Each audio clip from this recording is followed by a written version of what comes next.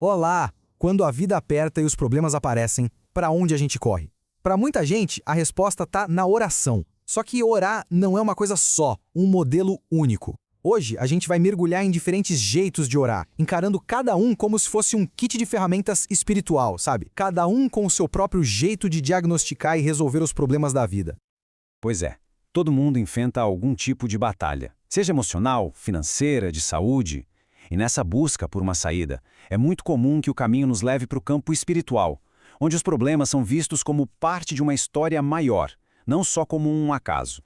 E essa oração, que é super conhecida, resume bem o dilema que a gente vai explorar aqui. Será que a luta é contra algo que vem de fora, que a gente precisa combater? Ou será que a busca é interna, por paz e aceitação? Ok, vamos lá. Nosso roteiro de hoje vai passar por essas diferentes perspectivas. A gente vai ver como cada uma delas olha para o problema e, claro, para a solução.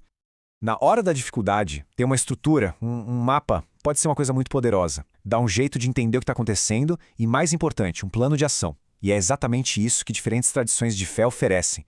Diagnósticos bem diferentes para os mesmos problemas da vida. Vamos começar com uma abordagem que enxerga os problemas da vida como um verdadeiro conflito externo. Essa visão, baseada em trabalhos de autores como John Eckert, diz que a gente está numa batalha constante contra forças espirituais que não vemos.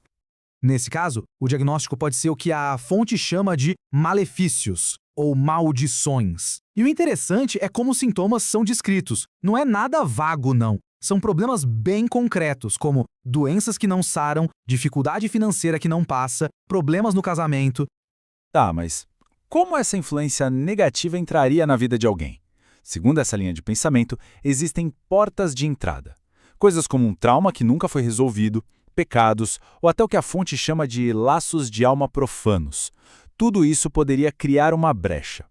Agora olha que interessante a organização disso aqui. Não é só uma força do mal genérica. A fonte chega a catalogar exércitos específicos. Alguém está sentindo muita ansiedade e preocupação? Isso se encaixaria no grupo do medo. Está lidando com ressentimento? Isso seria do grupo da amargura. É um sistema de diagnóstico bem detalhado.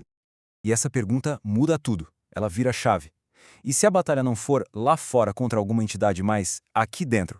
Uma luta com os nossos próprios pensamentos e emoções? E é aí que a gente entra numa estrutura completamente diferente que ficou muito famosa com a oração da serenidade. Aqui, o foco não é combater demônios, mas sim cultivar um estado mental de equilíbrio, de saúde emocional. A filosofia aqui se divide em 3 ações bem claras e poderosas. Primeiro, a aceitação, com humildade daquilo que a gente não pode mudar. É uma rendição, não uma derrota. Segundo, a coragem de agir onde a gente tem poder. E, talvez o mais importante, a sabedoria para saber a diferença entre os dois. É um jeito de navegar pela vida com clareza, não de lutar uma guerra sem fim contra ela. Bom, já que a gente viu 2 diagnósticos diferentes, a guerra externa e a luta interna, vamos dar uma olhada agora nas ferramentas de solução, as orações em si, como elas são usadas para buscar a cura ou a mudança. E este slide mostra de um jeito brilhante como os objetivos podem ser diferentes. De um lado, tem as orações da tradição da Canção Nova que focam muito na libertação espiritual, em quebrar laços com o mal, na pureza. Do outro lado, orações que foram divulgadas pelo portal GZH, que miram na abundância material, em superar obstáculos financeiros, em prosperar. São 2 kits de ferramentas para fins bem distintos. Olha só um exemplo direto. A linguagem é ativa, é de combate.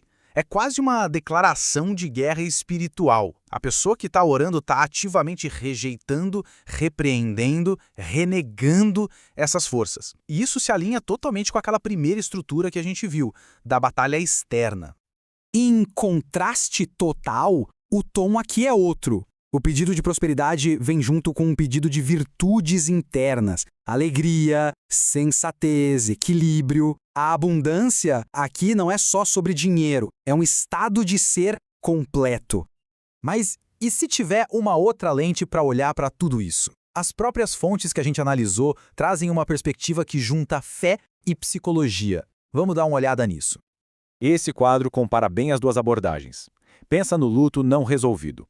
A estrutura da batalha espiritual pode diagnosticar isso como uma opressão demoníaca, e a solução seria a libertação espiritual. Já a perspectiva psicológica, que também está na fonte, veria como luto clínico que precisa de terapia, de apoio profissional. A mesma coisa para o medo. Um diagnóstico é espiritual, o outro é emocional e ambiental. Então, o ponto central é este. Não importa a estrutura, se é de batalha externa, paz interna ou uma mistura dos dois, a oração funciona como um framework ativo. Ela dá um jeito de entender o sofrimento e, mais importante, dá um roteiro para agir. E isso deixa a gente com uma última reflexão. Será que a verdadeira força dessas orações está numa resposta divina, que vem de fora? Ou será que o poder está na própria estrutura que elas dão, na capacidade de organizar o caos, dar um sentido e um caminho para a ação no meio da confusão da vida? Fica aí a pergunta para a gente pensar. Obrigado por acompanhar.